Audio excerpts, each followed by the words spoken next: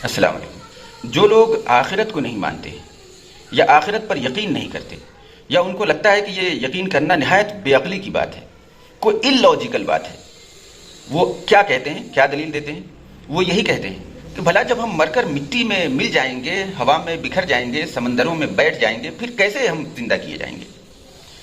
واقعہ یہ ہے کہ دنیا جب سے بنی ہے اور جب سے خدا کے منکر پیدا ہوئے ہیں، تب سے ان سب کی دلیل یہی رہی ہے، اور اللہ تعالیٰ نے یہی بات قرآن میں مینشن کی ہے۔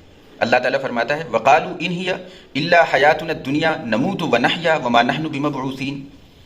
یہ آخرت کے منکر اور اللہ کے کافر یہ کہتے ہیں کہ یہ ہماری جو زندگی ہے یہی اصل زندگی ہے، ہم اسی میں مر جاتے ہیں، اسی میں زندہ ہوتے ہیں اور ہم دوبارہ اٹھائے جانے والے نہیں ہیں۔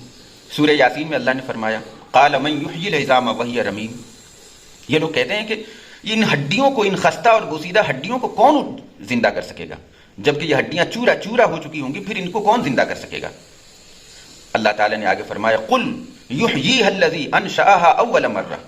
اے نبی کہہ دیجئے کہ ان خستہ اور بوسیدہ ہڈیوں کو وہی دوبارہ زندہ کرے گا جس نے ان ہڈیوں کو اس وقت پیدا کیا تھا جب یہ موجود بھی نہیں تھی۔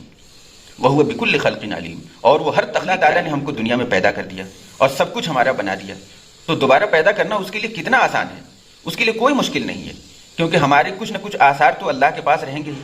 اسی دنیا کے اعتبار سے، لاجک کے اعتبار سے اگر سوچیں تو پھر یہ کس قدر تعجب اور ڈھٹائی کی بات ہے کہ جو شخص ایسی باتیں کر رہا ہے وہ اپنی پیدائش سے پہلے تو کچھ بھی نہیں تھا، پھر آخر یہ کس طرح پیدا ہو گیا؟ اور اگر ہو گیا تو کیا وہ اس موجودہ تخلیق کا بھی انکار کر سکتا ہے؟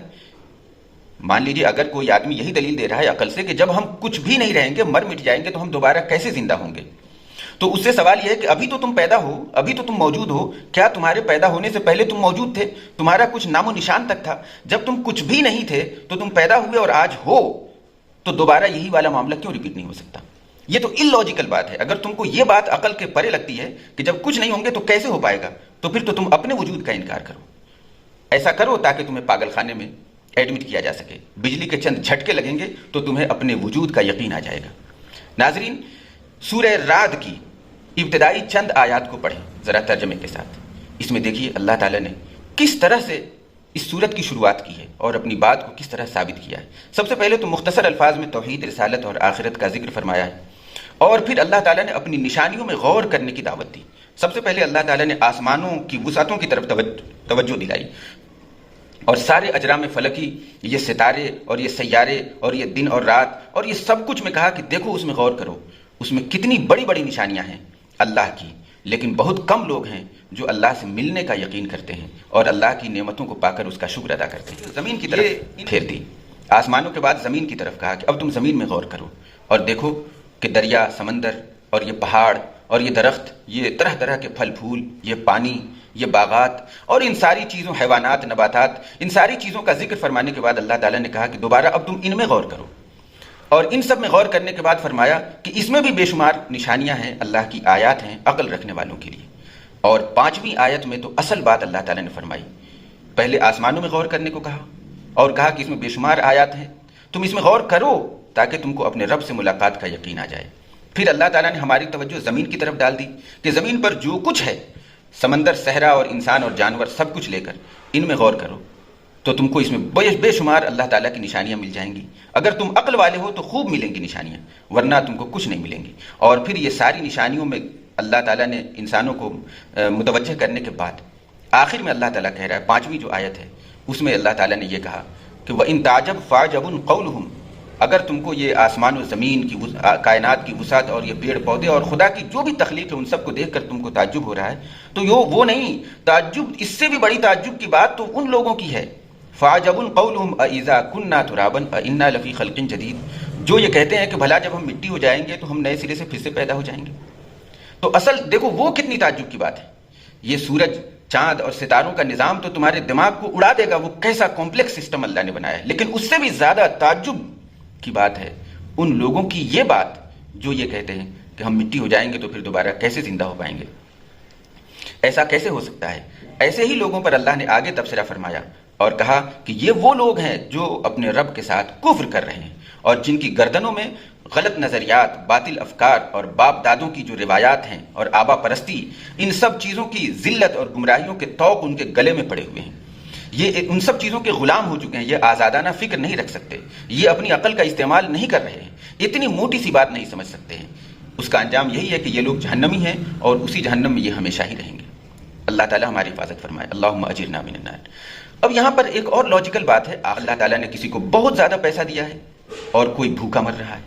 اللہ تعالیٰ نے کسی کے پاس مکان ہی مکان، زمین ہی زمین دے رکھی ہے، کسی کے پاس رہنے کو گھر نہیں ہے۔ کسی کو اللہ تعالیٰ نے اتنی طاقت دے رکھی ہے کہ وہ نہ جانے کتنے لوگوں کا خون چوس رہا ہے، قتل کر رہا ہے، لوگوں کو بے تحاشا ان پر مظالم کر رہا ہے، اور کچھ لوگ ہیں جو اس کے آگے بے بس تصویر بنے ہوئے ہیں۔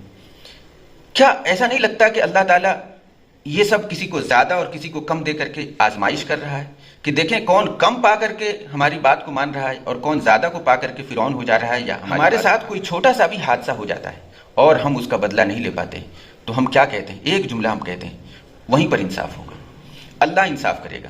دنیا میں تو کچھ نہیں ہو سکتا ان لوگوں کا، اللہ کے یہاں ہی ان لوگوں کا انصاف ہوگا۔ یہ ہمارے ضمیر کی آواز ہے، یہ فطرت کی پکار ہے کہ ایک ایسا دن ہو جس دن کوئی رشوت نہ چلے، کوئی جگاڑ، کوئی پوا نہ چلے، کسی بڑے سے بڑے کا درہم، دینار اور ڈالر کوئی کام نہ آئے، ساری دنیا کی دولت دھری رہ جائے، لاکھوں کروڑوں کی فوج کچھ کام نہ آ سکے، اور یہ زنجیروں میں جکڑا ہوا ہو جس نے ایک تنکے کے برابر بھی اللہ کی مخلوق پر ظلم کیا تھا، اور ایسے لوگوں کو پورا پورا بدلہ ملے جنہوں نے سب کچھ برداشت کرنے کے باوجود اس مالک کو یاد رکھا اور اس کے مطابق زندگی گزاری اور اس کو راضی کرنے کی کوشش کرتے رہے۔ ورنہ پھر تو دنیا میں جن لوگوں نے موج کیے، عیش کیے، اور آخرت ہے ہی نہیں، تو پھر تو دنیا میں کتنی ناانصافی، پھر تو یہ کھیل تماشا اللہ نے بنا رکھا ہے۔ یہ دنیا اگر اسی نظر سے دیکھا جائے کہ آخرت نہیں ہے اور اس کا کوئی جزا و سزا نہیں ہے، بدلہ نہیں ہے، تو یہ دنیا تو کتنی بے ہنگم سی چیز خدا نے بنائی، نعوذ باللہ۔ ایک کھیل تماشا ہے، ایک ایسی جگہ بنا دی جہاں پر بہت سارے لوگ پیدا کر دیے، کسی کو کچھ، کسی کو کچھ، کسی کو کم، کسی کو زیادہ دے دیا، اور لوگ جس کو چاہ رہے ہیں مار رہے ہیں، ستا رہے ہیں، لوٹ رہے ہیں، جو جس کو چاہ رہا ہے اٹھا لے رہا ہے، بدکاری چل رہی ہے، کوئی کسی کا پرسان حال نہیں ہے، جس کے پاس پیسہ ہے وہ سب کچھ کر سکتا ہے، غریبوں کا کوئی دیکھنے والا نہیں ہے۔ کیا ایسا ہی ہے؟ ایسا نہیں ہے۔ عقل تقاضا کرتی ہے کہ ایک ایسا دن ہو جس دن سب کا، دنیا کے پہلے انسان سے لے کر کے آخری انسان تک کا سب کا فیصلہ ہو، خدا کے دربار میں ہو، جس دن کسی کی سفارش نہ چلے اور کسی کی رشوت نہ چلے، اور اس دن بڑے سے بڑا مجرم بھی زنجیروں میں جکڑا جائے اور بدترین سزاؤں کا شکار ہو، اور جس نے ایک تنکے کے برابر بھی نیکی کی ہو اس کو بھی اس کا بدلہ ملے۔ فَمَن يَعْمَلْ مِثْقَالَ ذَرَّةٍ خَيْرًا يَرَهُ وَمَن يَعْمَلْ مِثْقَالَ ذَرَّةٍ شَرًّا يَرَهُ۔ جو رائی کے دانے کے برابر، ذرے کے برابر بھی نیکی کرے گا وہ بھی اس دن دیکھے گا، پائے گا، اور اس کا صلہ بھی پائے گا۔ اور جس نے اس ذرے کے برابر یا تنکے کے برابر، رائی کے دانے کے برابر بھی اگر بدی کا کام کیا ہوگا، خدا کو ناراض کرنے کا کام کیا ہوگا، وہ بھی اس کے سامنے آئے گا اور وہ بھی اس کا انجام بھگتے گا۔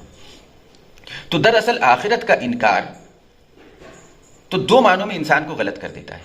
پہلی بات تو یہ ہے کہ اگر آپ آخرت کا انکار کر رہے ہیں تو اس کا مطلب یہ ہے کہ آپ جو اس کائنات کا بنانے والا ہے، جو اس کا خالق ہے، آپ اس پر الزام لگا رہے ہیں کہ وہ نہایت لاؤبالی اور کھلنڈرا قسم کا ہے، اس نے بس دنیا پیدا کر دی ہے، اور جس طرح سمندر کے اندر جو بڑی مچھلی چھوٹی مچھلی کو کھا رہی ہے، اور جس طرح یہ سارا سسٹم ہے، ویسے ہی جس کا بس چلے، جہاں سے چلے، بس کماؤ، کھاؤ، پیو، موج کرو، ایک دن تو مر ہی جانا ہے، اور کوئی انصاف نہیں ہے۔ تو لاکھوں کروڑوں اور اربوں لوگوں کی جو فریادیں ہیں ان کا کوئی سننے والا نہیں ہے۔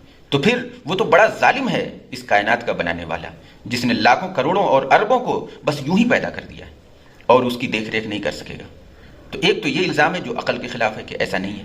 وہ خدا جس نے ایک ایک تنکے کو، ایک ایک پھول کو، ایک ایک ذرے کو جتنی خوبصورتی سے بنایا ہے، اور کائنات کا سارا نظام اور زمین کا سارا نظام جس طرح سے بنایا، کیا اس کی حکمت اور اس کے قدرت ہے اس سے تصور کیا جا سکتا ہے کہ ایسا ہوگا؟ بالکل نہیں۔ دوسری بات یہ ہے کہ جو لوگ آخرت کا انکار کرتے ہیں کہ ہم جب مٹی بن جائیں گے تو ایسا کیا ہوگا، تو وہ لوگ اپنی اسی موجودہ تخلیق کا انکار کر رہے ہیں، کیونکہ اگر وہ ایسا کہتے ہیں کہ جب ہم مر کر مٹی ہو جائیں گے تو ہم کو کیسے دوبارہ زندہ کیا جائے گا، تو وہ اپنے اس وجود پر کیوں سر نہیں پیٹتے کہ اگر وہ 50 سال پہلے پیدا ہوئے ہیں تو 50 سال پہلے وہ کیا تھے؟ کوئی بیج تھا، کوئی دانہ تھا، کیا تھا؟ کہاں سے اگ کر آ گئے؟ وہ کس نے ان کو پیدا کر دیا؟ بے شک جس نے اس کو جب کچھ بھی نہیں تھا تو یہ پیدا ہو گئے اور آج یہ بکواس کر رہے ہیں، تو کل تو ان کے کچھ نہ کچھ اثرات اور باقیات تو رہیں گے ہی، اس سے پیدا کرنا دوبارہ اللہ کو کیا مشکل ہے؟ اللہ تعالی ہمیں سمجھ عطا فرمائے۔